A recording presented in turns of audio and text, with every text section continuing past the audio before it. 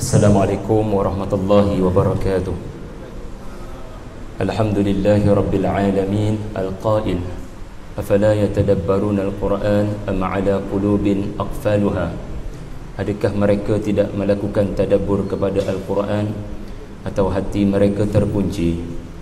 Wassalatu wassalamu ala Rasulillah al-qail khairukum man ta'allama al-Quran wa 'allamah. Sebaik-baik kamu adalah mereka mempelajari Al-Quran dan mengajarnya, menyebarkannya kepada yang lain.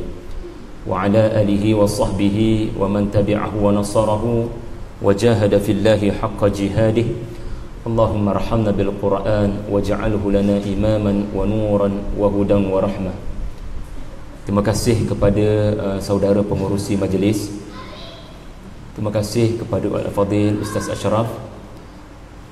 Seterusnya jawatan kuasa penganjur daripada Pusat Islam UTM, seluruh para pensyarah yang sudi hadir, seterusnya ayah ibu, tuan-tuan, puan-puan yang mungkin hadir dari luar UTM, dan seterusnya adik-adik yang saya hormati, mahasiswa, mahasiswi, muslimin dan muslimat yang dipilih oleh Allah untuk hadir bersama dengan Luqmanul Hakim pada malam ini.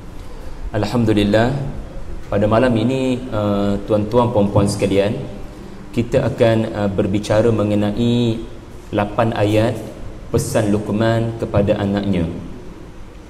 Ia akan dipetik daripada ayat 12 hingga ayat 19 surah yang ke-31, iaitulah surah Luqman. Dan untuk makluman, surah ini diturunkan kepada Nabi sallallahu alaihi wasallam ketika Nabi sudah berada di hujung-hujung perjuangan di Mekah. Ia antara surah-surah yang turun di akhir-akhir perjuangan Nabi di Mekah. Antara sebab surah ini diturunkan adalah apabila seorang sahabat yang bernama Sa'ad bin Abi Waqqas radhiyallahu anhu telah diancam oleh ibunya untuk dia meninggalkan Islam dan meninggalkan ajaran Nabi Muhammad sallallahu alaihi wasallam.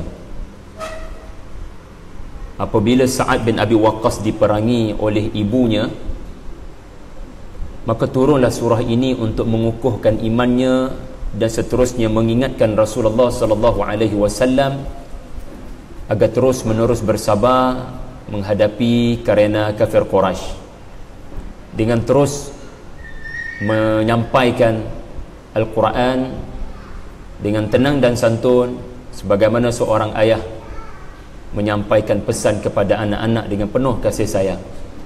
Walau teruk macam mana pun mereka maki hamun kamu, wahai Nabi sallallahu alaihi wasallam, walau teruk macam mana pun ancaman yang kau terima, wahai Sa'ad bin Abi Waqqas, kekalkan imanmu.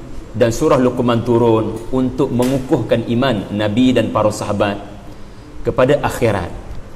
Jadi adik-adik, tuan-puan yang dihormati dan dikasihi sekalian, untuk permulaan ini kita akan melihat sepintas lalu apakah 8 ayat tersebut. Kita akan melihat sepintas lalu ayat 12 hingga ayat 19. Saya akan bacakan ayat-ayatnya dan saya akan tafsirkan secara mudah. Maknanya saya cuba terjemahkan dan saya tambah apa yang perlu dalam terjemahan. Jadi saya harap untuk 15 minit pertama ni adik-adik semua dapat gambaran tentang apakah ayat-ayat di dalam surah ini yang berbicara tentang wasiat Luqman kepada anaknya. Just dapat gambaran lebih awal, and then saya akan berkongsi dengan saudara-saudari semua apakah pengajaran-pengajaran yang indah dan praktikal untuk kita amalkan dalam kehidupan hari ini. Jadi kita mulakan perjalanan kita dengan ayat 12 dan insya-Allah sehinggalah ayat 19. Jadi adik-adik yang mungkin tak ada mushaf ataupun tak ada apps Quran dalam phone, boleh berpada dengan apa yang saya paparkan. Bismillahirrahmanirrahim.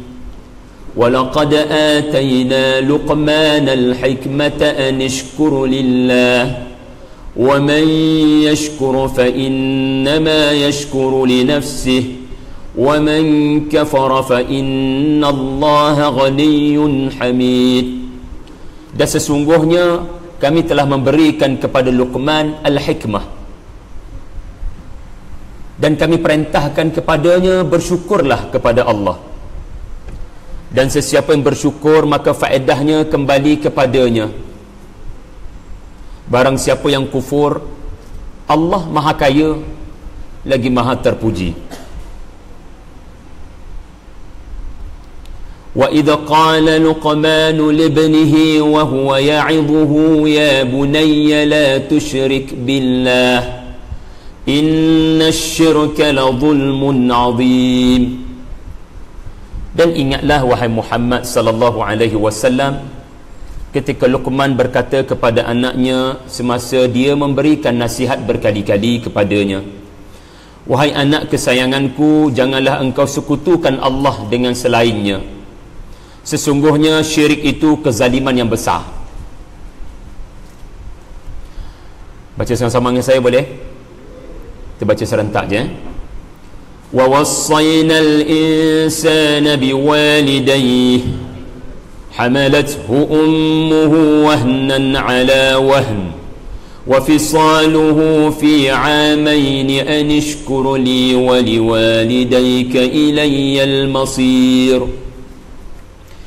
Dan kami telah mewajibkan manusia untuk berbuat baik kepada ibu ayah mereka.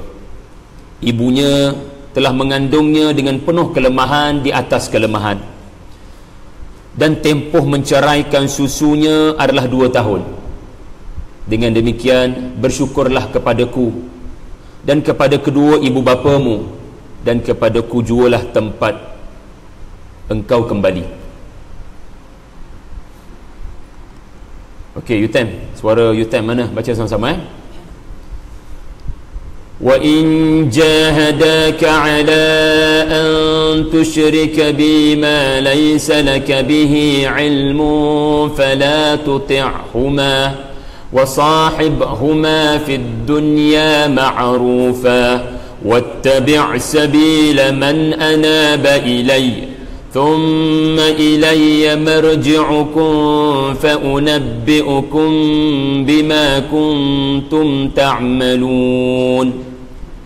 Dan jika mereka berdua mendesakmu supaya engkau sekutukanku dengan sesuatu yang lain yang engkau tiada ilmu mengenainya, maka janganlah engkau taat kepada mereka, tetapi bergaulah engkau dengan mereka di dunia dengan cara yang baik, dan turutlah jalan orang-orang yang telah kembali kepadaku, kerana kepadaku jualah tempat kamu semua akan kembali, dan aku akan terangkan kepada kamu segala apa yang telah kamu kerjakan.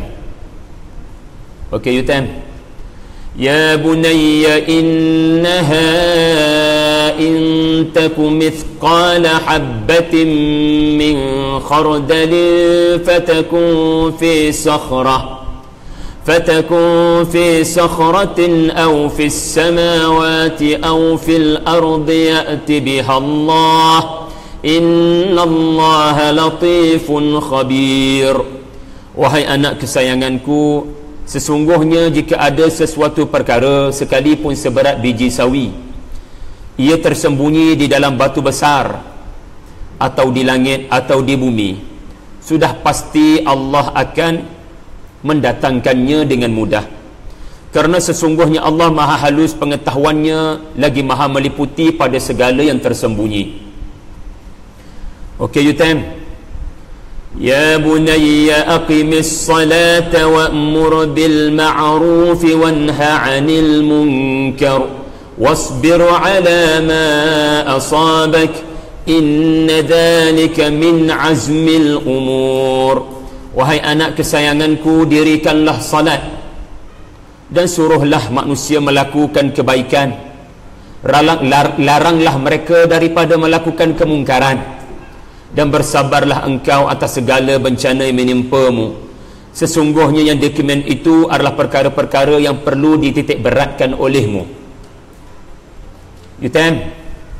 ولا تصعر خدك للناس ولا تمش في الأرض مرحا إن الله لا يحب كل مختال فخور.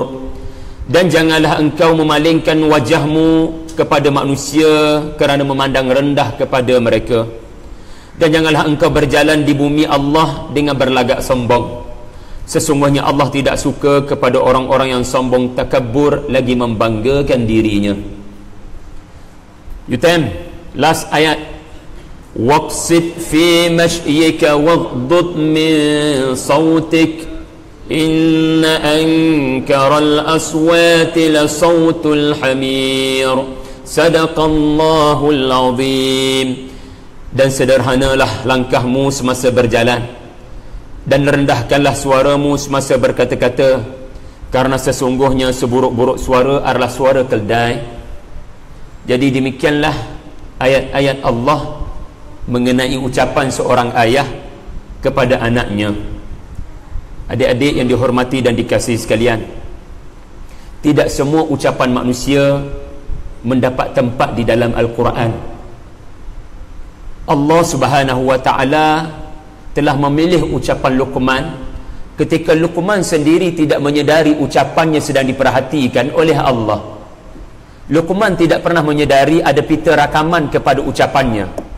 Luqman tidak menyedari ada CCTV kepada ucapannya, karena sudah pasti beliau berpesan kepada anaknya di dalam rumah, bukan di padang futsal. Sudah pasti ayahnya memberikan pesan kepada anaknya, bukan di luar rumah. Ayah dengan anak bertemu di mana? Ayah sibuk dengan urusan kerja, bertemu anak sudah pasti di rumah. Dalam rumah, Luqman tidak menyangka Allah mendengar ucapannya, dan Allah memilih ucapannya untuk jadi ayat Quran. Bila ucapan manusia menjadi ayat Quran, maknanya apa? Ucapan manusia itu akan menjadi kalam Allah. Allah akan melengkapkan ucapan asal Luqman yang mungkin ada kecacatan. Ucapan manusia, adik-adik, pasti ada kecacatan di sana sini, pasti ada kekurangan di sana sini. Seseorang manusia kadang gagap, jadi dia kena ulang balik perkataan dia supaya orang faham dia kecek gabar dia. Betul tak? Bila kita tersasul, kita kena ulang balik ucapan kita, kan, supaya orang jelas kita nak kecek gabar dia. Jadi Luqman adalah manusia. Kadang ketika dia berucap kepada anaknya, dia tersasul mungkin, atau mungkin dia tak ingat poin dia mungkin, tetapi kerana dia sangat kerap berpesan kepada anaknya, Allah memerhatikan apa perkara yang konsisten Luqman pesan kepada anaknya. Lalu Allah jadikan kalam manusia sebagai kalam Allah. Maknanya apa? Kalam manusia banyak kekurangan, tetapi bila jadi kalam Allah, Allah akan jadikan ia kalam yang sempurna. Kerana maha suci Allah, daripada ucapan Allah ada kekurangan.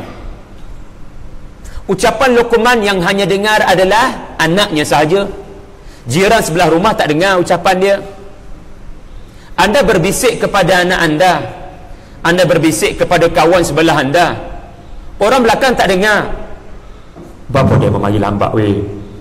Orang belakang tak dengar. Tetapi Allah telah azankan ucapan Luqman ini ke seluruh dunia sampai hari kiamat. Luqman tidak sangka ucapannya akan dikumandangkan sampai hari kiamat. Ucapan Luqman penuh dengan kekurangan, mungkin kekurangan perbendaharaan perkataan. Maka Allah Subhanahu wa ta'ala melengkapkan ucapan ini menjadi kalam Allah. Di dalam Quran ada ucapan Luqmanul Hakim yang Allah sempurnakan menjadi kalamnya yang bermukjizat. Adik-adik, mari kita lihat beberapa pengajaran. Saya kumpulkan ada 10. Jadi doa banyak-banyak supaya kita sempat tamat sebelum 9.30. Kita takhirkan seketika Isyak boleh? Supaya 1 jam daripada sekarang adik-adik dapat ingat 10 pengajaran terindah daripada 8 ayat wasiat Luqman kepada anaknya. Are you ready, Yutan? Jangan biarkan bau-bau yang kurang menyenangkan ini mengganggu fokus kamu, insyaAllah. Bahasa tahu ujian mahasiswa Yutan. Pertama sekali, hikmah tiada perincian mengenai Luqmanul Hakim. Setakat di bilik hadis, Nabi menyebut Luqman adalah hamba berkulit hitam. That's all. Banyak riwayat tentang Luqman adalah asar daripada para sahabat. Selebihnya adalah kajian-kajian yang dilakukan kepada beliau. Kita hargai kajian tersebut. Tetapi yang jelas, siapa Luqman secara terperinci kekal misteri. Luqman bin apa? Anak siapa? Di manakah duduknya wali Allah ini?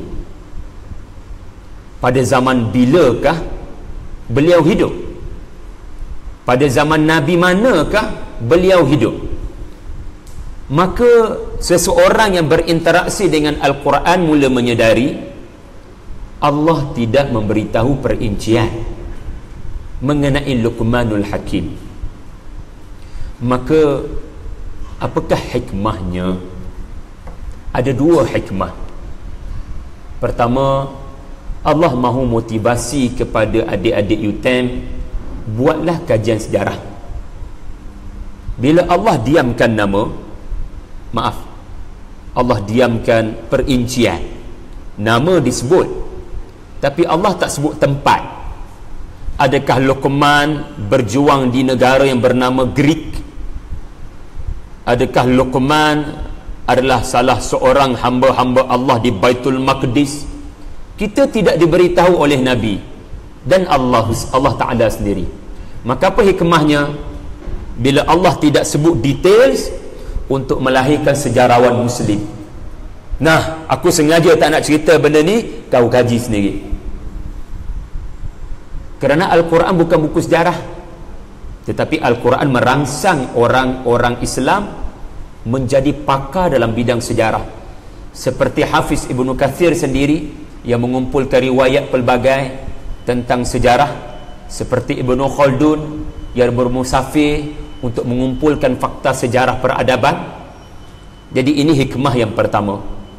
Tetapi hikmah yang kedua adalah yang lebih penting, supaya anda fokus kepada apa yang Allah beritahu dan meninggalkan seketika apa yang Allah tidak beritahu. Maknanya apa? Tawakuf. Tawakuf ni maknanya apa? Siapakah Luqman yang sebenar? Di mana dia berjuang? Pada zaman Nabi manakah dia hidup? Saya kata wallahu a'lam. Allah boleh beritahu kan? Allah boleh beritahu tak dalam Quran? Allah boleh beritahu. Kalaupun Allah tidak beritahu dalam Quran, Rasulullah boleh terangkan, betul. Tetapi kerana kenapa ya terlalu sedikit maklumat daripada Nabi SAW, sedangkan Nabi diutuskan untuk mentafsirkan Quran. Banyak ayat Nabi tafsirkan, tetapi siapa Luqman, biografinya Nabi tidak tafsirkan dengan mendalam. Allah Ta'ala sendiri menyebut Luqman hanya dalam surah ni sahaja. Luqman tidak akan anda temui di dalam mana-mana surah selain daripada surah Luqman. Nama Luqman dan cerita Luqman hanya sekali sahaja disebutkan, tidak berulang. Maka anda mungkin kecewa kerana anda mahu mengetahui tokoh ini, tetapi Allah Ta'ala nak ajar pengetahuan mendalam tentang tokoh tidak bermakna you get the point. Ulil albab adalah mereka yang mengambil berat tentang kualiti tokoh tersebut untuk diteladani, lebih penting daripada fakta mengenai tokoh tersebut. Maknanya apa? Yang penting moral of the story, bukan the details of that person. Jadi Allah Ta'ala nak ajar kamu berinteraksi dengan Quran tak sama dengan berinteraksi dengan buku sejarah. Quran petunjuk, buku sejarah beri informasi. Jadi Allah Ta'ala nak ajar, bila aku tidak sebut, aku tidak mahu hilangkan fokus kamu. Seolah-olah begitu Allah Azza wa Jalla mahukan daripada pembaca surah Luqman. Sebab kalau Allah sebut, nanti kamu tak boleh fokus ke mana sebenarnya Allah Ta'ala nak beritahu tujuan cerita ni diturunkan.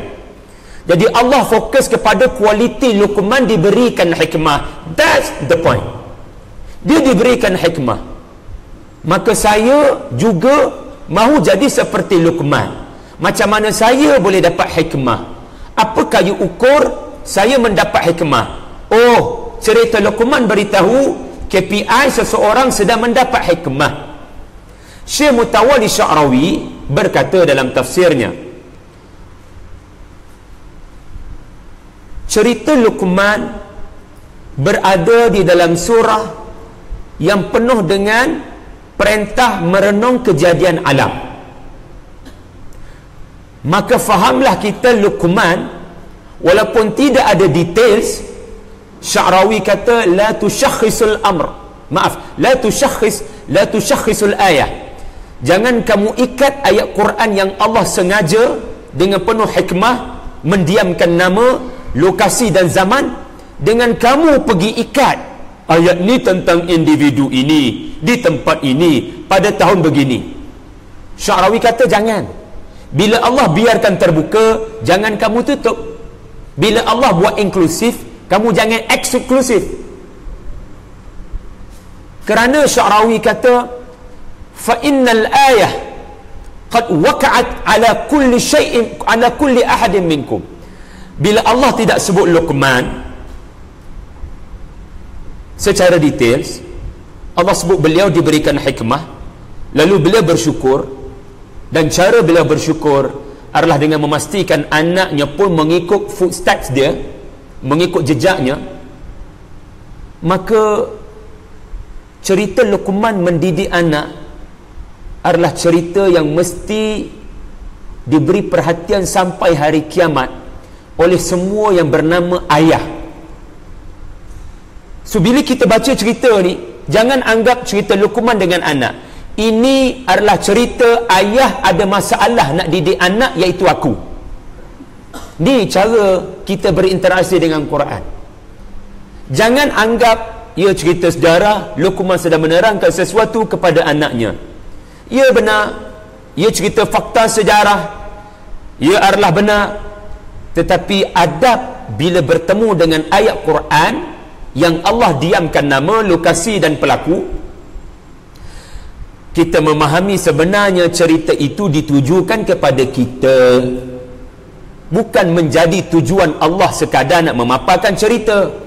Allah nak jadikan cerita itu bahan teguran untuk kamu, bahawasanya kamu mendidik anak tidak dengan cara Luqmanul Hakim. Wahai kafir Quraisy yang selalu menyebut nama Luqman dalam syair-syair kamu, sedangkan kamu lupa ajaran sebenar Luqman adalah mendidik anaknya dengan tauhid. So cerita Luqman menjadi tamparan kepada kita, bukan sekadar cerita sejarah, tetapi cerita menampa-nampa kita. Sakit kena tampar dengan ayat Quran. Bila sakit tandanya menangis, itu tadabbur. Boleh? Kata Sya'rawi, apabila cerita Luqman berada dalam surah Luqman, Allah namakan surah ini sempena nama Luqman, iaitu kisah Luqman, dan tak ada kisah lain dalam surah ini kecuali kisah Luqman, dan kisah Luqman tidak berulang dalam surah lain kecuali dalam surah yang ke-31 ini.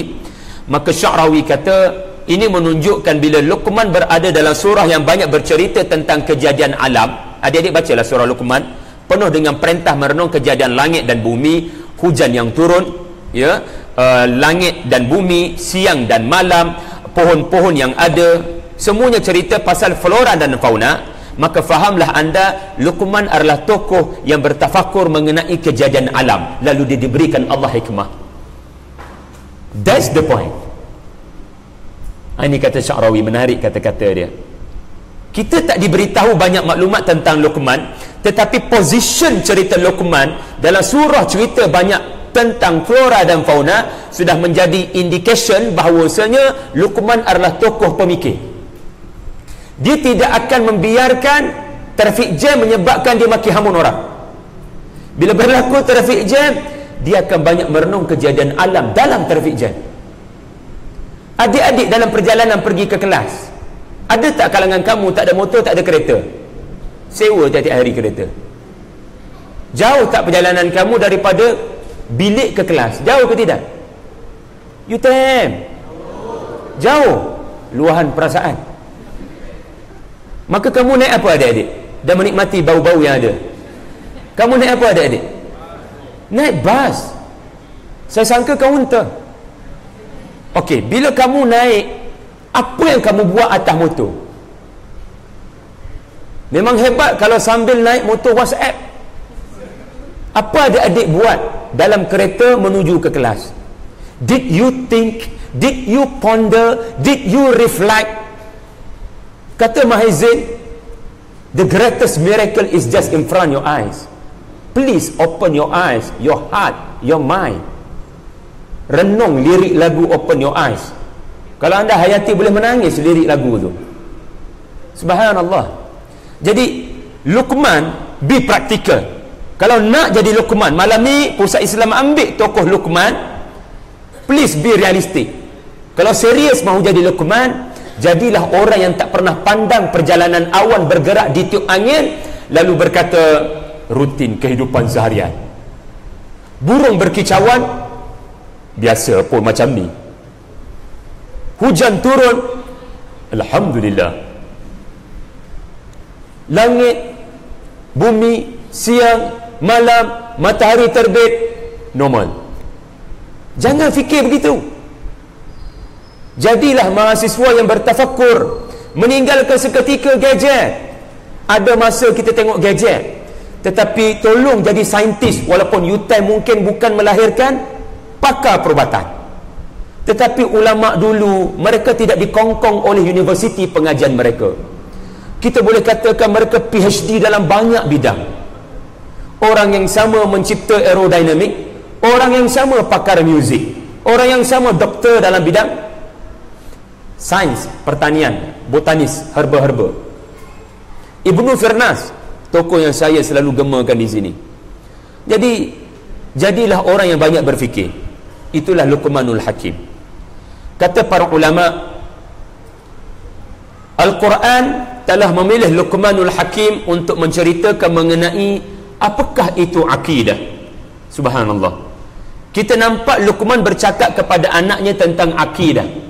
Sebenarnya itulah masalah pendidikan pada hari ini.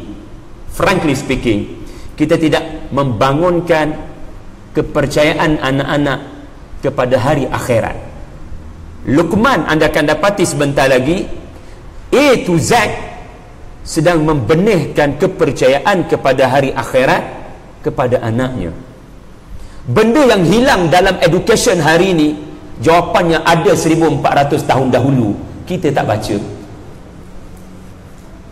Maka kata Syekh Salah Abdul Fattah Al-Khalidi, ulama tafsir di Jordan, maka dia seolah-olah berpesan bukan sekadar kepada anaknya sahaja, bahkan seluruh kaum muslimin sejak dari ayat ini diturunkan hinggalah hari kiamat, mengingatkan mereka apa yang diingatkan kepada anaknya. Ini cara pandang kita kepada ayat Quran.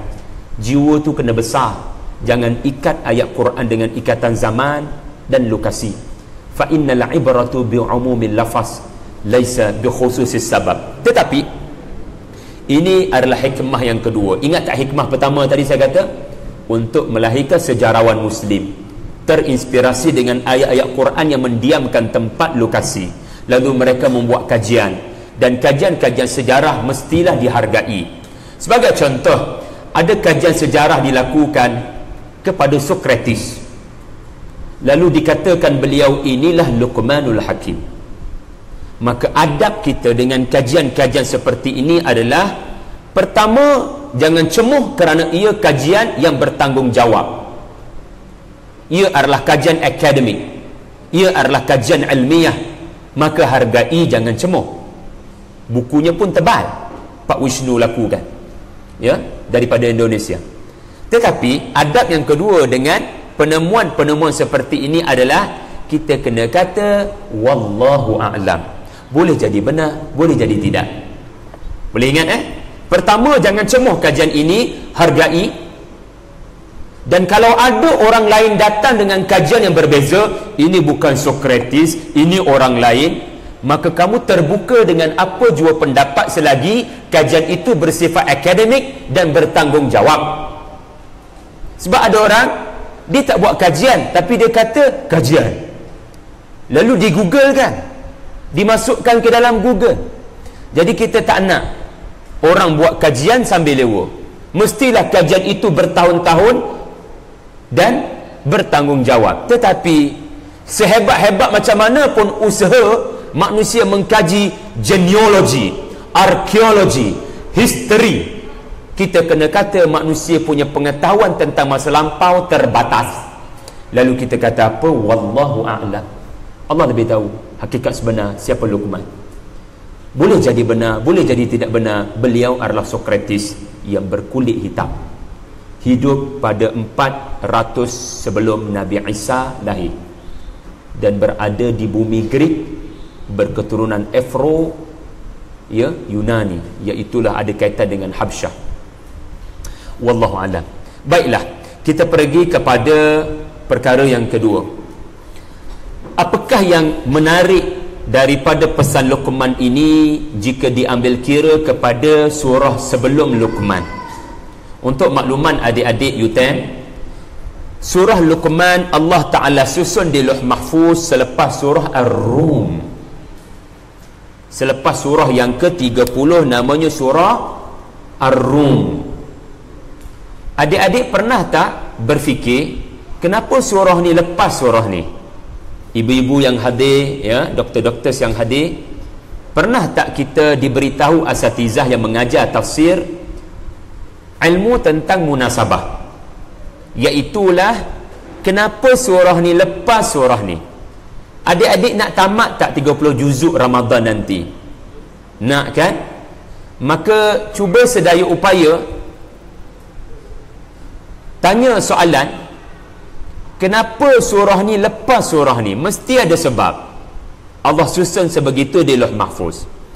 Kerana ini antara rahsia-rahsia Quran yang tidak pernah berhenti manusia mengkaji rahsia ini, dan tak pernah selesai kajian tentang rahsia-rahsia ini.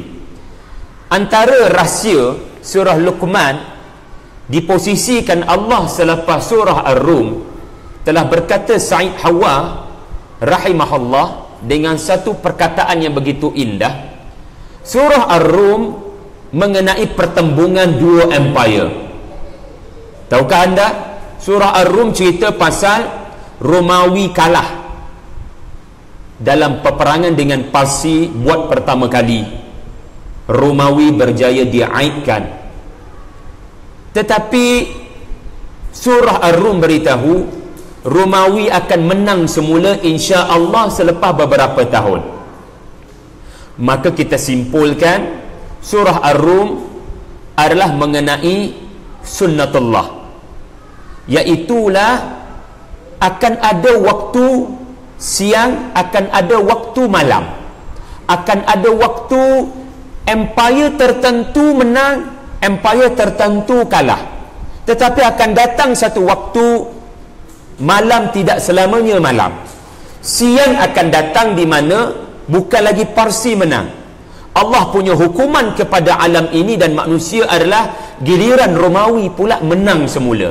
Dan selepas Romawi menang pula, Allah gilirkan pula kepada giliran kaum muslimin untuk memerintah dunia. Romawi tumbang di tangan kaum muslimin, khususnya pada zaman Sayyidina Umar ibn al-Khattab. Surah Ar-Rum memberitahu tentang pertembungan dan peperangan. Tiba-tiba surah Luqman cerita pasal ayah berpesan kepada anak. Apa kaitan? Inilah soalan yang menyebabkan para ulama hidup mati dengan Al-Quran, tak pernah membosankan Al-Quran. Jadi Syekh Hawa kata begini, surah Ar-Rum cerita pasal pertembungan politik dan peperangan. Ada kekalahan, ada kemenangan, ada yang terus hidup, ada yang mati di medan perang. Ia adalah proses merebut kuasa. Tiba-tiba datang surah Ar-Rum berkata, dalam hidup, kadang kamu tidak boleh ubah negara. Kamu mahu menang politik 9 Mei untuk ubah negara kepada lebih baik, tetapi anda mungkin kecewa kerana mungkin parti yang anda mahu lihat menang kalah. Lalu apa perlu anda buat? Mengeluh, menyalahkan, marah jiran sebelah?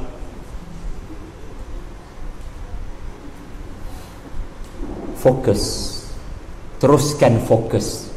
Ada waktu kita berperang, ada waktu kita berkempen demi memenangkan pasukan muslimin, tetapi menang kalah urusan Allah. Jadi ada perkara yang mana kita perlu ingat. Fokuslah kepada mereka yang dalam kawalan kita. Bila kamu tak boleh ubah negara, ubah anak kamu. That's the point. Daripada saya apa? Cantik dia punya kenyataan dia.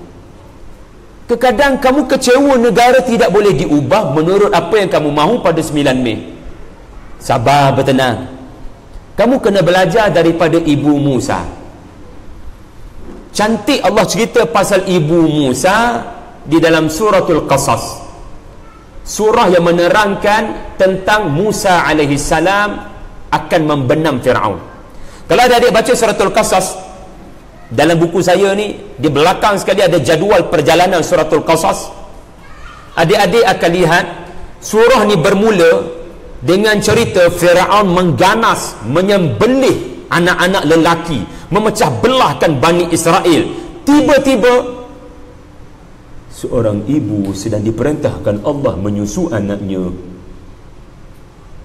Apa kaitan?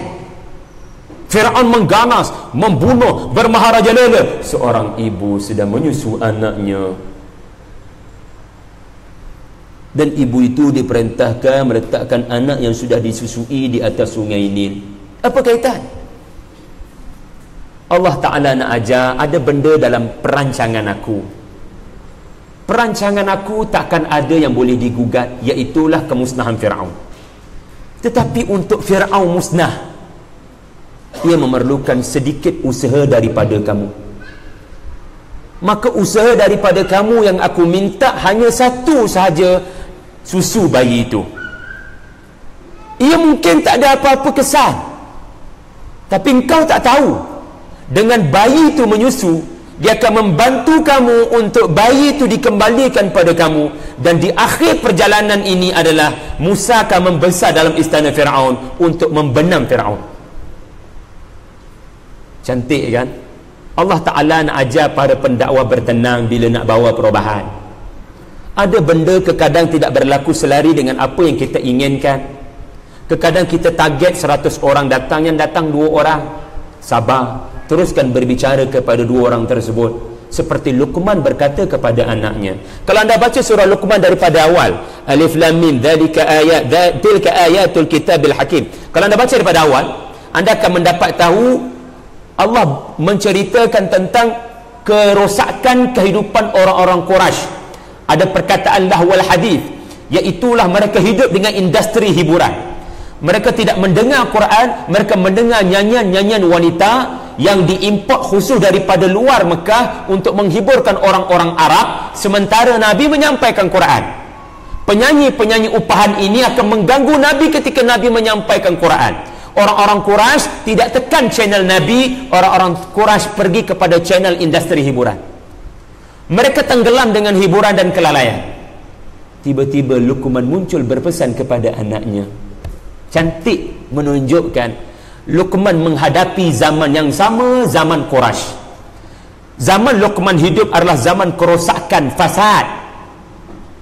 Beliau mahu mengubah masyarakat yang ada di sekeliling, tetapi beliau faham ada perkara aku tak boleh ubah, ada perkara aku boleh ubah. Masyarakat di luar, I'm doing my best untuk mengubah mereka, sebagaimana para rasul dan para nabi, mereka berdakwah secara terang-terang. Tetapi jika tiada perubahan, aku tak akan kecewa, kerana di rumah ada yang boleh aku kawal, iaitulah anak aku. Lalu ketika di luar membenciku, di dalam rumah ada yang mendengar bicaraku, lalu aku tidak akan putus asa dalam berdakwah. Boleh faham adik-adik? Okay, cantik ya pesan daripada Said Hawa. Next, yang ketiga, ada soalan setakat ni? Tak ada? Kemana pergi siswi ya? Bagus, sebab jarang saya punya ceramah ramai siswa, subhanallah. Jadi mungkin siswi ada komitmen banyak, kebetulan malam ni mungkin ada banyak komitmen lain. So tak apa, cuma ini kejadian yang aneh. Apapun yang hadir ini adalah pilihan Allah. Para pensyarah, ibu-ibu yang datang daripada luar, subhanallah. Baik, yang ketiga, bila kita baca Quran, kita kena cuba sedaya upaya bukan setakat nampak satu cerita, tetapi dua cerita serentak. Baling batu kena dua ekor burung. Macam mana anda boleh baling batu kena dua ekor burung, bukan seekor? Quran ni adik-adik, bila kamu baca, dia bukan papa satu ekor burung saja, dia akan papa multi perspektif. Dan apa yang saya nak kongsikan dalam poin yang ketiga ini, dalam surah adanya sirah. Tolonglah hargai perjuangan Nabi SAW. Okey, secara rumusan, apa yang anda temui secara tersurat adalah Luqman sedang menyampaikan dakwah dengan santun kepada anaknya, kan? Itu secara tersurat. Tetapi sebenarnya dalam cerita Luqman ada cerita Rasulullah, dua dalam satu. Bila anda baca Quran, kalau boleh pakai spek, paling kurang spek 2 dimensi. Kalau 3D lagi bagus. Makna 2D, satu dimensi cerita Nabi tu, cerita orang tu, cerita sejarah tu. Tetapi sebenarnya pada cerita itu juga ada cerita Nabi SAW. Sebagai contoh, Yusuf dihumban ke dalam telaga oleh saudara-saudaranya. Itu adalah tersurat, fakta yang zahir. Anda nampak Nabi Yusuf dalam surah Yusuf dihumban ke dalam telaga. Sebenarnya ketika Yusuf dihumban ke dalam telaga, surah ini turun ketika Nabi pun seolah-olah telah dihumban ke dalam telaga. Nabi diboikot, Nabi dibenci oleh adik-beradiknya sendiri, quote in quote, saudara-saudaranya sendiri. Yang membenci Yusuf adalah orang dalam rumahnya sendiri. Yang membenci Rasulullah adalah orang daripada tanah tumpahnya sendiri, kampungnya sendiri, jiran sebelahnya sendiri, Abu Lahab. Nampak paralel? So bagi nampak Nabi dalam setiap surah, supaya anda yang tak mampu baca kitab sirah, cukup dengan Quran membentangkan sirah. Anda bertemu dengan cerita Nabi Nuh, kaumnya berkata dia gila. Maka fahamlah kamu, ketika cerita itu turun kepada Nabi, cerita Nabi Nuh, Nabi dituduh gila. Dua cerita dalam satu ayat. Boleh faham? Sekarang Luqman sedang berbicara, ya bunayya, ya bunayya, ya bunayya, kepada anaknya. Dimensi kedua adalah, ya Rasulullah, walaupun sudah lebih hampir 11 tahun kau jadi Nabi, mereka terus memaki hamun apa yang keluar daripada lidahmu, Al-Quran. Mereka terus membencimu, mereka terus mengenakan tekanan fizikal kepadamu. Jangan tinggalkan mereka, jangan putus asa kepada dakwah kepada mereka. Teruskan menyampaikan dakwah kepada mereka dengan kasih sayang. Kerana Luqman berkata kepada anaknya dengan kasih sayang. Nampak paralel? Persamaan? Poinnya, jangan merajuk, jangan kecewa, jangan putus asa. Teruskan bersabar dalam dakwah. Adik-adik, bila kamu mengajar kelas, yang 10 tahun melawan kamu, apakah kamu mahu terus mengajar kelas yang sama? Tak payah 10 tahun, 10 hari budak-budak tu buat hal, kamu dah fed up. Pengetua tukarkan saya dengan kelas lain, ataupun jabatan boleh tukarkan saya dengan sekolah lain. Teruk benar sekolah ni. 10 hari baru. Nabi 10 tahun mengajar kelas yang sama. Ketua kelas yang biadab Abu Jahal. Lalu Allah nak didik Nabi, seteruk macam mana pun kamu mengadap pelajar-pelajar yang sama, aku nak kau terus mengajar kelas ni dengan lunak, dengan santun, dengan lembut, dengan dasar. Ya bunayya, ya bunayya, ya bunayya, artinya apa? Ya qaumi, ya qaumi, ya qaumi, wahai kaumku, aku sayang pada kamu, kamu sebahagian daripadaku. Nabi dididik oleh Allah untuk terus berdepan dengan pelajar-pelajar yang kurang ajar ini dengan kasih sayang. Dan ini bukan mudah untuk dilakukan oleh Nabi. Tiba-tiba kita para pendakwah cepat emosional, cepat maki hamun mad'u, cepat mengkafirkan mad'u. Bertenang seketika, kerana hidayah bukan di tanganmu wahai Rasulullah. Jadi nampak ya paralel tersebut. Itu nombor 3. Boleh faham tak? Okey, cuba saya upaya untuk faham. Yang keempat, Allah Ta'ala nak ajar, bila kita berdakwah, cari titik persamaan. Okey, mad'u tersebut, siapa pelakon yang dia paling suka? Pendakwah kena tahu.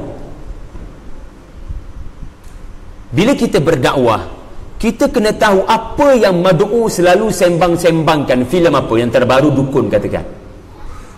So anda kena cuba sedaya upaya duduk dalam dunia dia, kemudian patahkan keyakinannya dengan menggunakan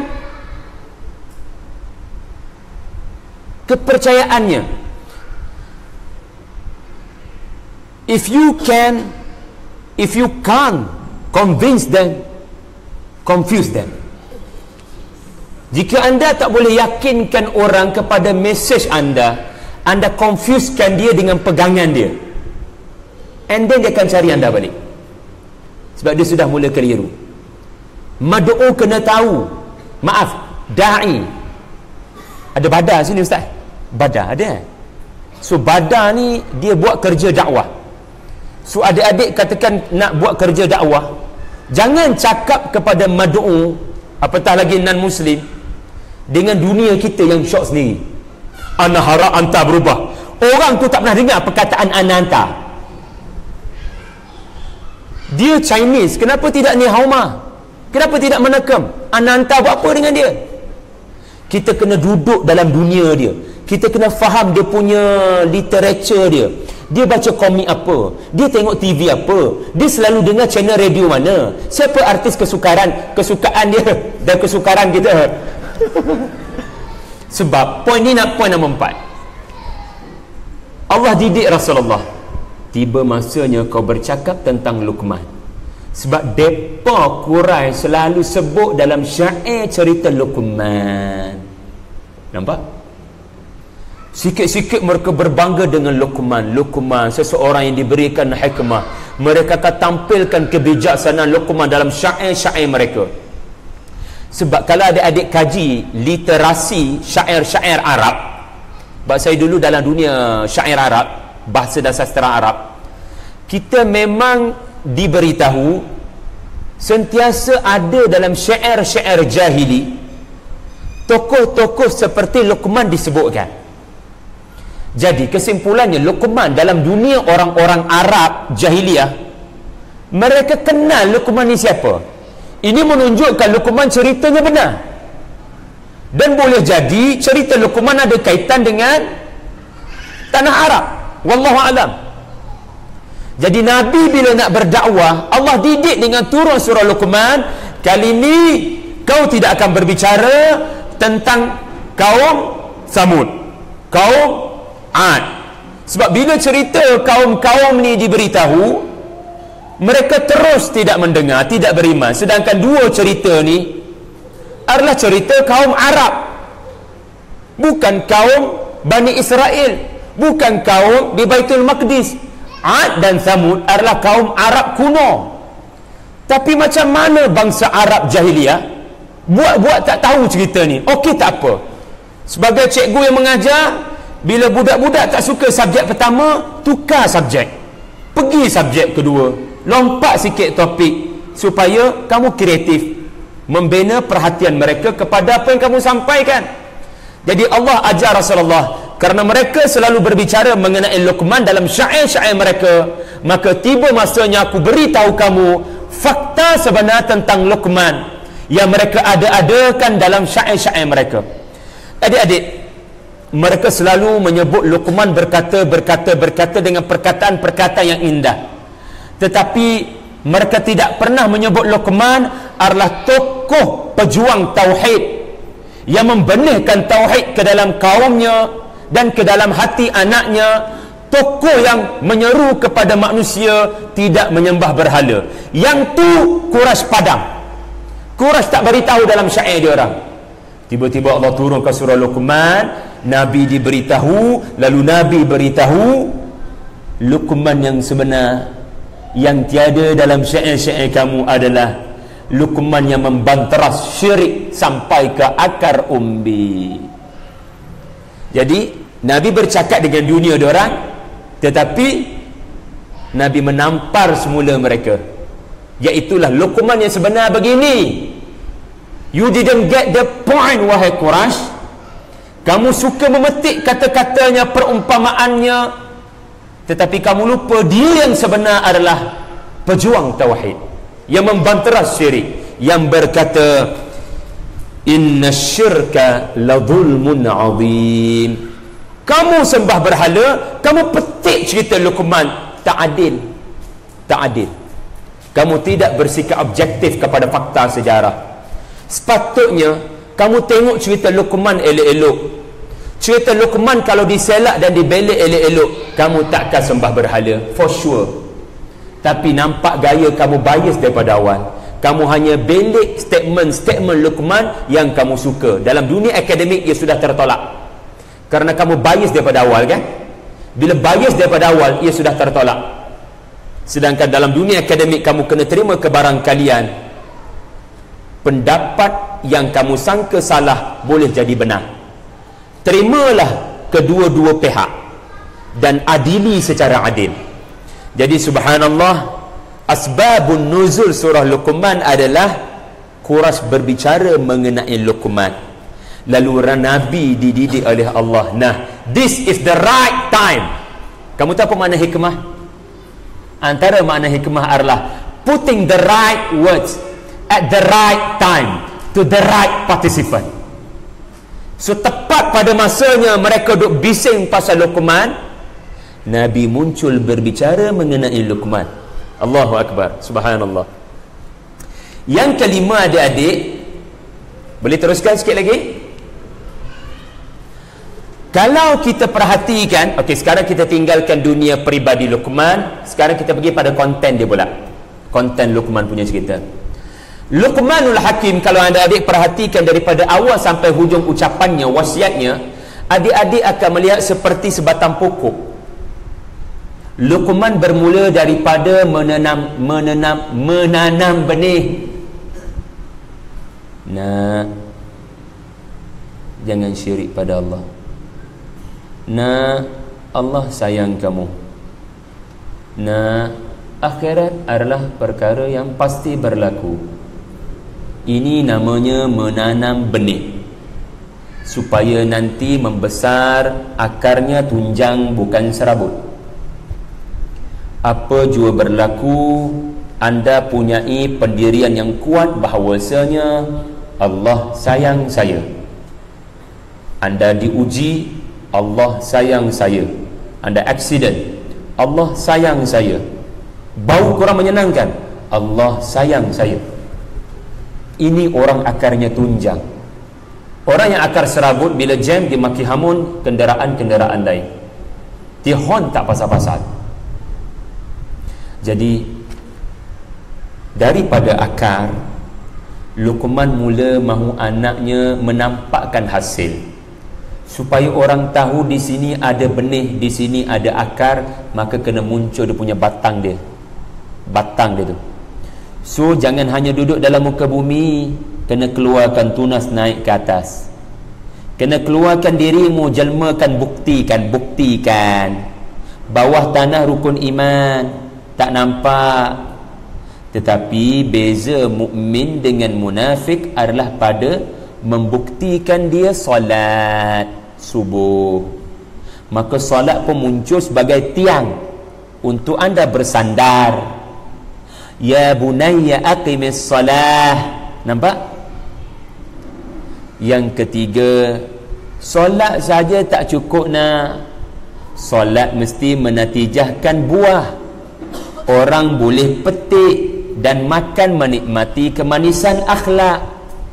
Bila kamu sudah ada banyak buah, ia menarik perhatian orang non-Muslim untuk datang berteduh di bawah teduhan. Buku saya di bawah teduhan, kisah-kisah Al-Quran. Orang datang berteduh di bawah rimbunan yang begitu damai. Sebab duduk bawah pokok tak sama dengan duduk di cyber cafe. Duduk bawah pokok, anda damai, anda dapat oksigen directly dengan begitu banyak di situ.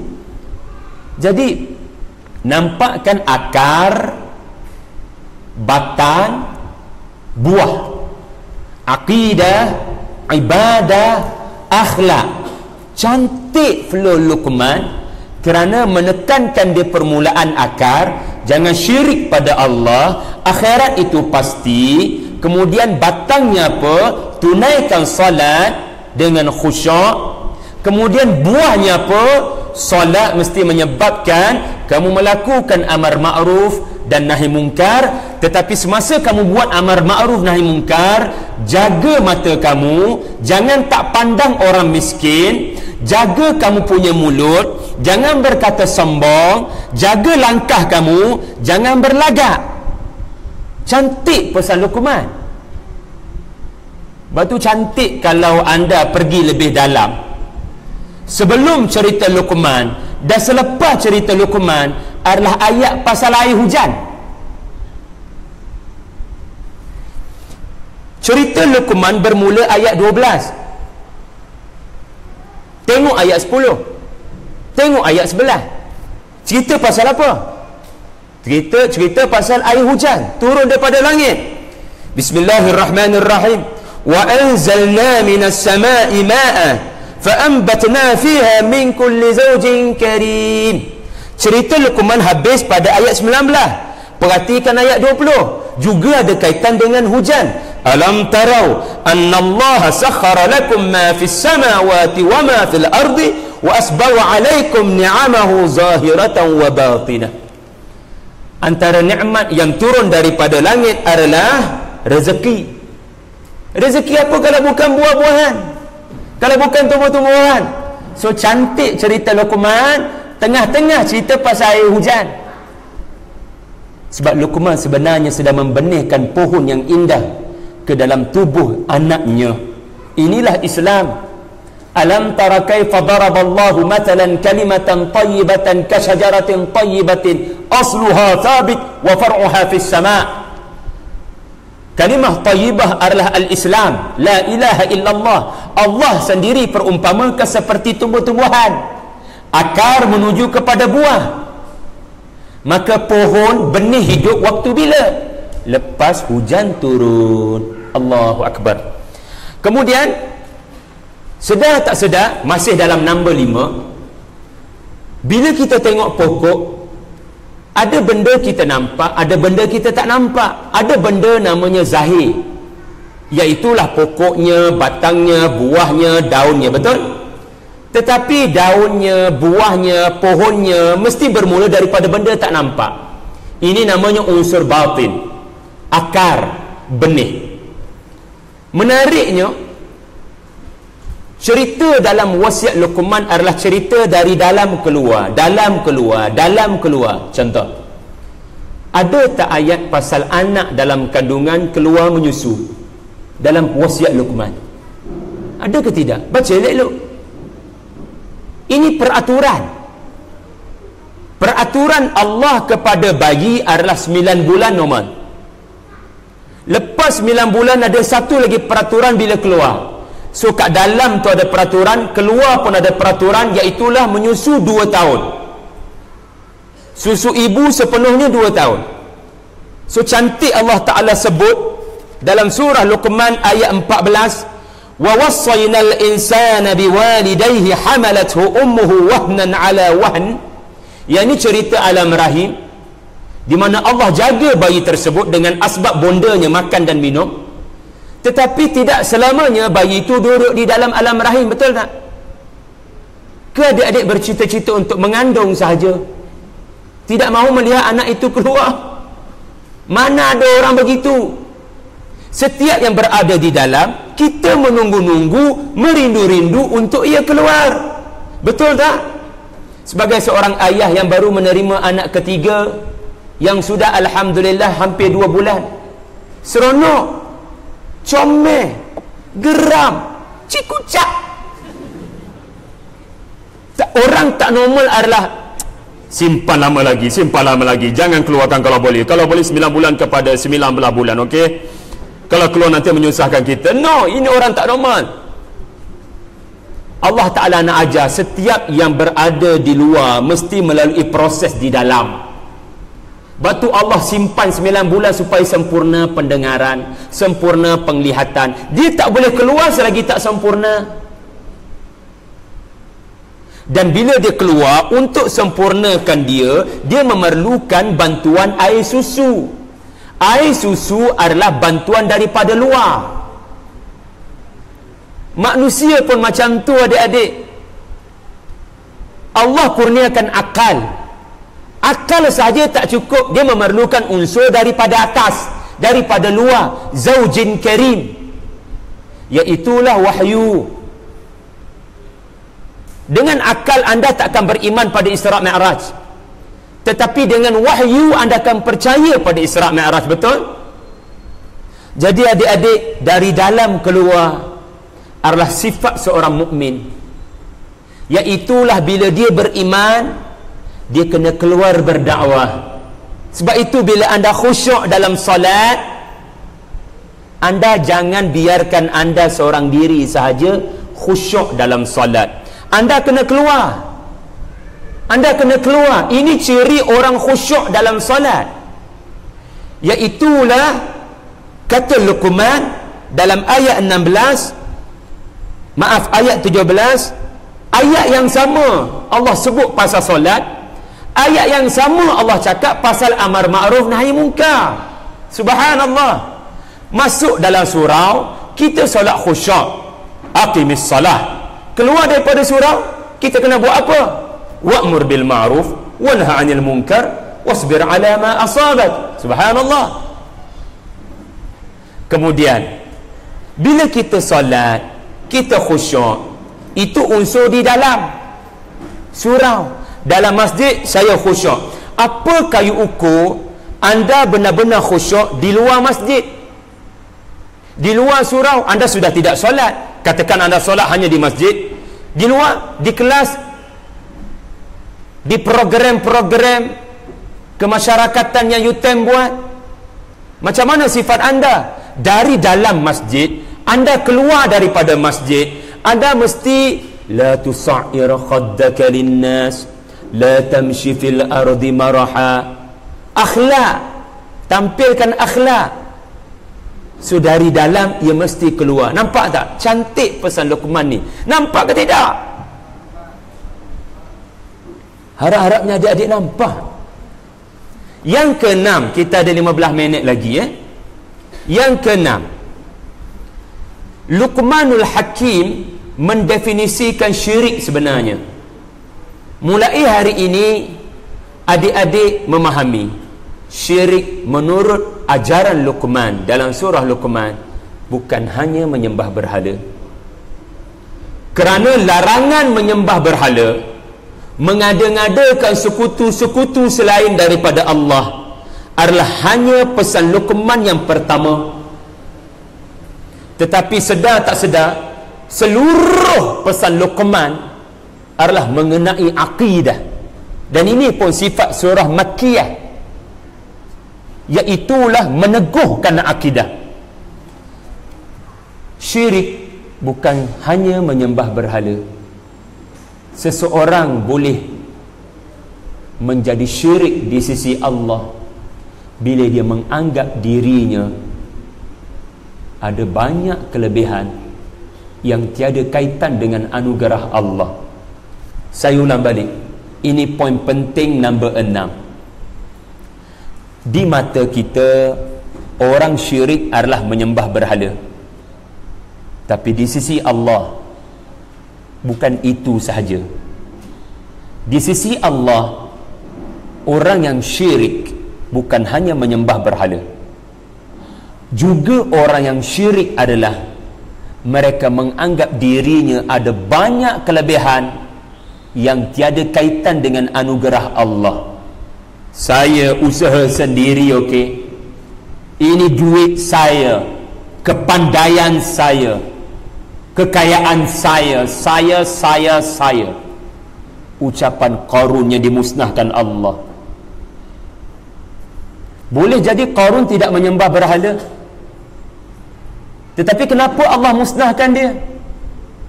Anda baca suratul Kahfi malam ni selepas surah Yasin, ada cerita pemilik 2 kebun.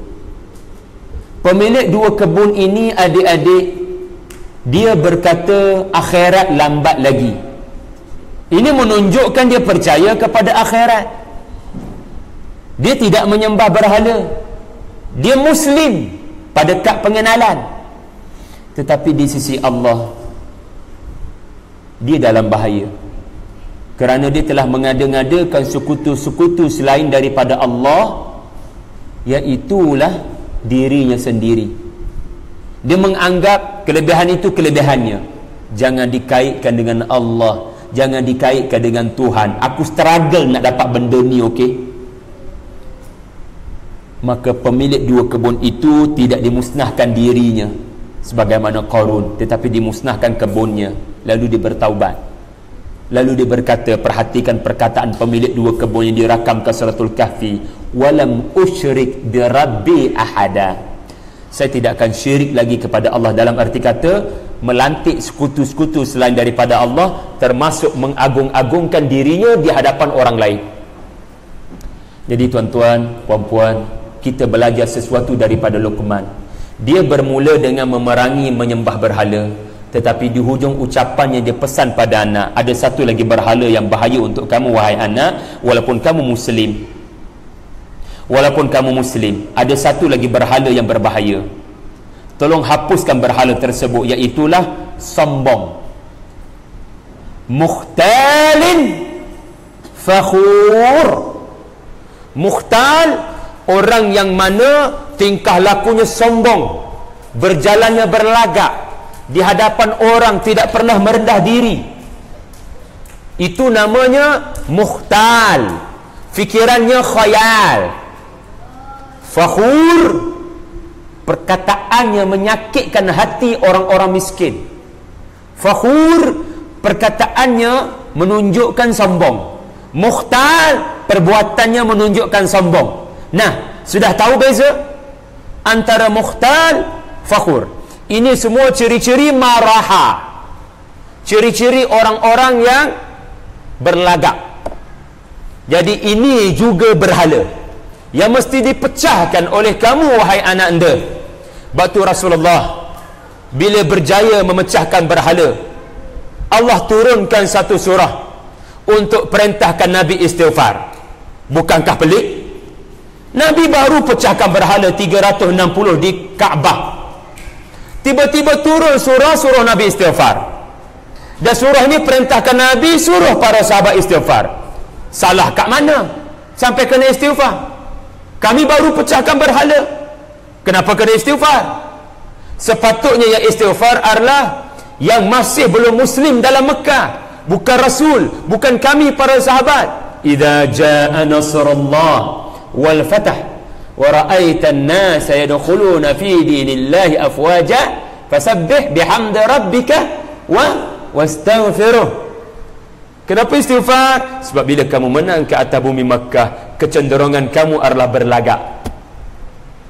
Kamu sudah tidak sebut Allahu Akbar, kamu sebut kemenangan Muhammad.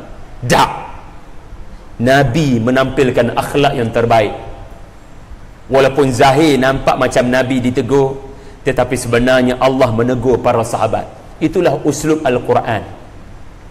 Iaitulah jangan ada rasa kamu tinggi berbanding mereka yang duduk di Mekah. Jangan rasa kamu Muslim, kamu lebih mulia daripada orang lain. Semua mereka adalah manusia. Dekati mereka dengan penuh kasih sayang. Kamu telah berjaya pecahkan berhala yang zahir, tetapi berhala yang tak nampak, namanya syirik khafi. Syirik tak nampak masih ada dalam tubuh kamu. Maka hebatnya Allah, hebatnya Rasul, dia pecahkan berhala sombong dengan memilih seorang hamba. Hamba dalam Arab jahiliah, orang tak pandang adik-adik. Hamba ni apatah lagi berkulit hitam. Maka Nabi memecahkan berhala yang tak nampak ni dengan memerintahkan Bilal naik ke atas binaan Kaabah yang sangat mulia. Kaabah ni adik-adik, kalau satu batu terjatuh namanya Hajarul Aswad, boleh bergaduh seluruh orang-orang Arab Makkah hanya kerana nak cari siapa paling layak pegang batu tu. Tiba-tiba bangunan yang sangat mulia, Bilal pergi panjat naik azan. Tengok Nabi penuh bijaksana memecahkan berhala yang kedua, iaitulah bobo mu rasa mu hebat sangat berbanding hamba. Bilal lebih mulia daripada kamu hanya kerana dia beriman. Allahu Akbar. Nampak Itulah yang ke-6. Yang ke-7, kita ada 10 minit lagi. Ada soalan tak setakat ni? Tak ada. Jadi yang ke-7, betul Ustaz, 9.30 Ustaz? Boleh?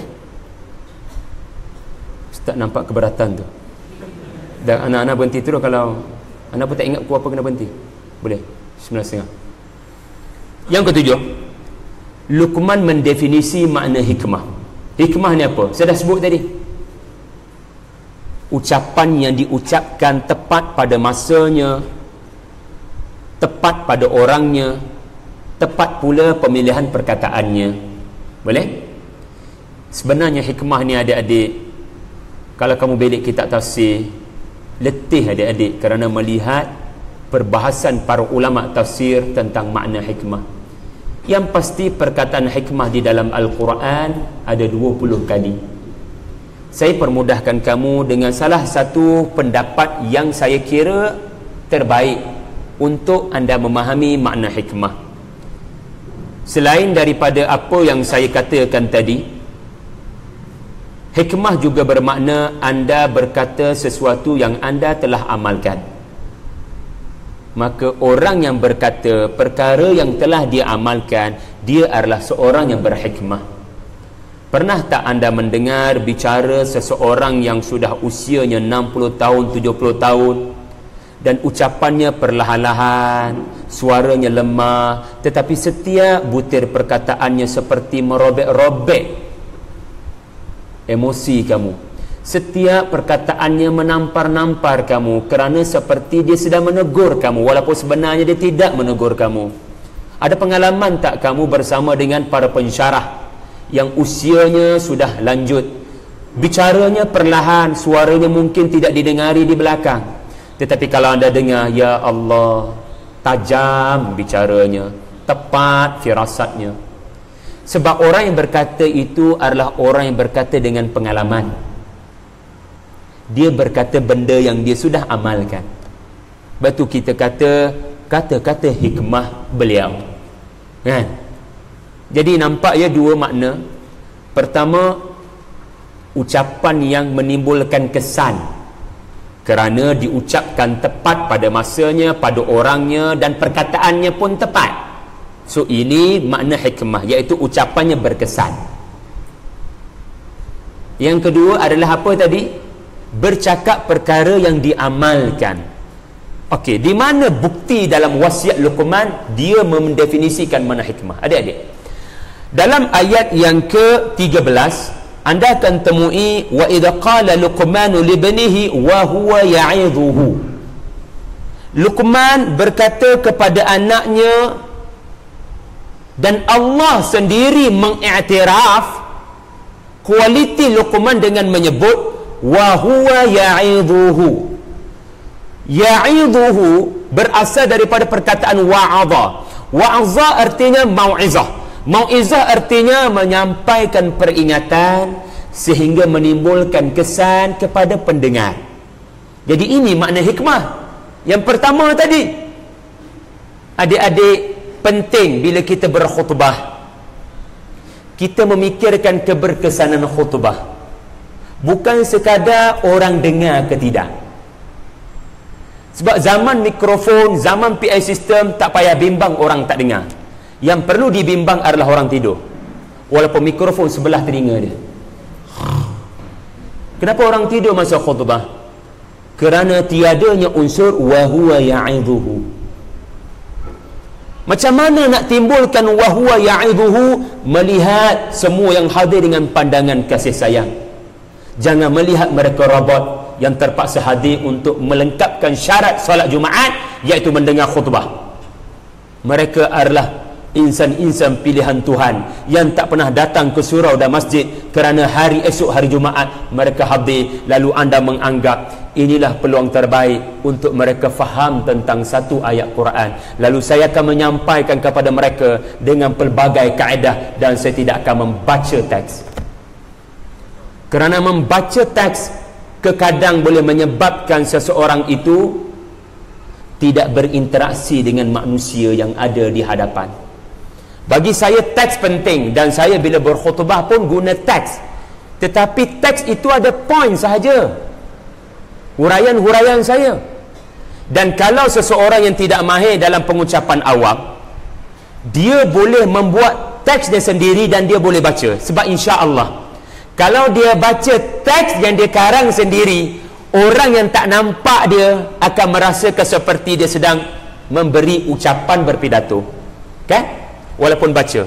Tetapi masalah bila baca teks yang bukan anda karang sendiri, menyebabkan anda tidak kelihatan anda. Jadi mari kita bawa perubahan. Alhamdulillah, kemarin guru saya Ustaz Fahrul, dia mengendalikan satu bengkel di Langkawi, ya, kepada Majlis Agama Islam Pulau Pinang, teknik penulisan khutbah. Subhanallah. Sebab kita faham tak semua orang boleh pidato, tak semua orang, ada orang yang hanya mampu baca. Tetapi baca pun ada ayat-ayat persuasif, ada ayat-ayat pujuk dia, ada punchline dia. So orang-orang yang membuat khutbah mesti sedaya upaya memikirkan dengan serius macam mana 20 minit ni orang boleh terkesan dengan khutbah Jumaat. Bukan hanya sekadar faham apa yang disampaikan, tetapi terkesan. Terkesan yang penting, adik-adik, menjelang 9 Mei, kamu hanya akan diberitahu apa agenda manifesto, atau kamu akan dipujuk untuk mengundi. Kalau politician yang tidak bijak, dia hanya membentangkan apa yang dia akan buat sepanjang 5 tahun daripada sekarang. Saya akan buat itu, saya tak akan buat ini, saya akan buat ini, saya tak akan buat itu, bla bla bla bla bla. Tetapi politician yang bijak, dia bukan sekadar memberitahu, dia akan mempengaruhi. Tuan-tuan sekalian, undilah saya. So dia akan mempengaruhi anda untuk mengundi anda, mengundi dia. Sebab itu orang tak tengok berita sangat, sebab berita memberitahu, melainkan memang kaki fakta, bukan auta. Dia suka fakta, dia akan dengar berita. Tetapi setengah orang dia suka mendengar pidato. Sebab pidato ini adalah ucapan yang menimbulkan kesan dalam hati. Jadi ucapan dakwah yang menimbulkan kesan, ucapannya santun menimbulkan kesan, itu disebut mau'izah. Ud'u ila sabil rabbika bil hikmati wal mau'izatil hasanah. Jadi Luqmanul Hakim ada unsur yang pertama dalam hikmah, dan unsur yang kedua adalah dia menyebut 5 kali inna. Perhatikan elok-elok, tuan-tuan baca sendiri. Sebagai contoh, dia kata nak bila solat, biarlah solat itu menyebabkan kamu tegakkan ma'ruf dan cegah kemungkaran. Sesungguhnya, tengok inna, ayat yang ke-17. Sesungguhnya inilah yang telah dilakukan oleh orang-orang terdahulu dari kalangan Rasul ulil azam min azmil umur. Salah satu tafsirannya, Inilah sifat orang-orang terdahulu. Dalam bahasa mudah faham begini saya lakonkan pada anda betapa sesungguhnya menunjukkan unsur hikmah yang seseorang tu ada pengalaman. Nak, ayah nak kau semayang molek biar khusyuk. Bila kita semayang molek, kita rasa seronok. Dan bila kita rasa seronok, kita akan rasa tak adil kalau orang lain pun tak rasa apa yang saya rasa. Maka sekarang kau tolong orang lain untuk rasa apa yang kau rasa dalam salat dengan dengan melakukan amal ma'ruf nahi munkar. Dan sebenarnya nak, inilah sifat orang-orang terdahulu bila mereka salat. Itulah yang dipesan daripada nabi-nabi kepada kita. Dalam perkataan lain, Luqman nak beritahu, itulah yang berlaku pada ayah, yang ayah harap berlaku pada anda. Sebab ciri hikmah apa tadi yang kedua? Dia mau kecek benda dia mau buat. Jangan kecek benda dia mau tak buat. Jadi ayah dah rasa nak, inna artinya semati nak royak ni, sesungguhnya. Jadi orang tak akan menggunakan perkataan sesungguhnya kalau dia sendiri tidak menjadi bukti. Balil insanu ala nafsihi basira. Dia sendiri kena jadi bukti pada apa yang dia kata. Contoh lain yang kedua, nak, jangan kamu berpaling bila berkata-kata kepada manusia, jangan berjalan dengan muka yang sombong. Allah tak suka orang-orang yang sombong. Ada inna yang seterusnya menunjukkan ayah tak berjalan macam tu nak. Sebab ayah rasa Allah marah ayah kalau ayah jalan macam tu. So ini psikologi perkataan inna. Dia bukan sekadar taukid yang menunaikan makna Luqman cakap benda dia buat. So 5 kali inna, maknanya 5 benda dia pesan pada anak adalah benda yang dia buat. Anak lebih terkesan dengan apa yang dia nampak daripada ayah berbanding apa yang ayah cakap ke telinga anak. Siapa ayah? Kalau ayah tak buat, anak tak akan dengar. Itulah yang ketujuh, dan kita sudah 9.30. Kita berhenti setakat tu dululah. Walaupun saya ada lagi 3 poin, kita jumpa lagi lah di alam lain, insya-Allah. Ada soalan? Yang ke-9, yang terakhir je lah, ringkas sahaja. Yang ke-9 saya petik. Yang ke-9 sahaja. Perasan kan? Pesan Luqman ni tak ada respon anak dia. Perasan tak? Anak dia tak respon pun. Setengah ulama' kata, subhanallah, kerana tak ada respon anak, ulama' tafsir ini kata anaknya kemungkinan kafir. Dan itu tak pelik. Anak Nabi Nuh tak beriman. Kalau anak Nabi Nuh tak beriman, tak payah pelik Luqman mempunyai anak yang tak beriman. Boleh jadi. Jadi walaupun anak kafir, Luqman tetap memanggil ya bunayya. Anak mungkin dah besar panjang, anakku Sazali, tetapi ayah tak pernah panggil anak, budak mai sini. Ayah tak pernah panggil anak ya ibni. Ayah panggil anak ya bunayya. Jauh sekali ayah panggil ya ayyuhal kafir. Ayah tak panggil anak ya fajir. Ayah panggil anak walaupun kafir ya bunayya. Sebab ayah faham, dalam hidup aku hanya boleh menyampaikan dengan sebaik-baik kaedah. Mudah-mudahan dengan kaedah yang terbaik, dengan kasih sayang menjadi dasar, Allah campakkan hidayah kepada anak. Tetapi ulama' dari satu lagi sudut mengatakan anaknya beriman, tetapi kenapa tak ada respon anak? Kenapa tak ada ayat 20? Kerana cerita Luqman berakhir ayat 19. Kenapa tidak ayat 20 menyebut sam'an wa ta'atan ya abati? Tak ada kan? Kerana Allah Ta'ala nak ajar dalam dakwah, apa yang berlaku kepada mad'u, mereka beriman ataupun tidak, itu bukan lagi urusan kamu. Mereka respon ke tidak kepada dakwah kamu, itu bukan urusan kamu. Ini hikmah Allah tidak rakamkan respon anak, kerana tugasmu hanya menyampaikan kepada Quraisy. Orang dengar, orang tak nak dengar, itu bukan urusan kamu. Yang dengar, dia beriman tandanya. Yang tak dengar, tandanya tidak beriman. Iman tak beriman bukan urusanmu, wahai Rasulullah. Tetapi aku beri perhatian kepada kaedahmu, aku beri perhatian kepada usahamu. Dalam dunia bisnes, orang mementingkan input ke proses ke output. Dalam dunia bisnes, orang mementingkan input ke proses ke output ataupun profit. Profit. Saya tak pandang kamu nak ikut kursus apa, saya tak peduli kamu nak belajar kat mana, yang penting profit. Masyuk. Itu dunia bisnes. Tetapi dalam dakwah, jangan terjebak dengan dunia bisnes. Dalam dakwah, input kah, proses kah, atau output? Allah nak kita fokus kepada proses, iaitulah lakukan dengan bersungguh. Luqman, Allah beri perhatian kepada dakwahnya. Natijah, Allah diamkan, kerana natijah bukan dalam urusanmu. Aku qouli hadza wa astaghfirullah li wa lakum wa billahi taufiq wal hidayah. Wassalamualaikum warahmatullahi wabarakatuh.